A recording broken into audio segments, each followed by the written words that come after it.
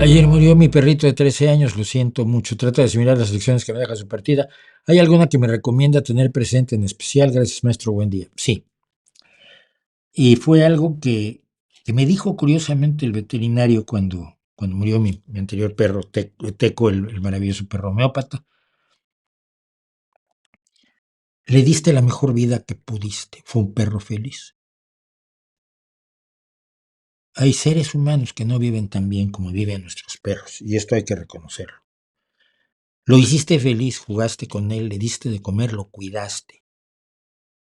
Durante la vida que tuvo tu perro, y mira, mi perro tenía unos 13 años también cuando murió, fue feliz, tuvo su familia, tuvo sus caricias, tuvo su camita, tuvo su juego, sus paseos, sus emociones perrunas básicas, pero emocionantes, ¿no? Piensa en lo que tú le diste a tu perro y luego acuérdate de todo lo que te dio, porque nunca lo vas a olvidar. Cosmos, el perro que cuidó a mis hijas cuando eran niñas, está conmigo todavía, ¿no?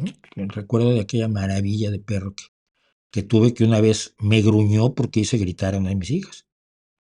Estaba jugando con ella y le daba vueltas, así de tomarla así por la cintura y girarla para volverla a poner sobre sus pies. Y la niña gritó emocionadísima. Y de pronto vino el perro, la empujó con el culo, se me puso enfrente y dijo: "Arr". Dije: que estamos jugando. O sea, me dijo a mí, que con las niñas ni yo. Eso es una gran persona.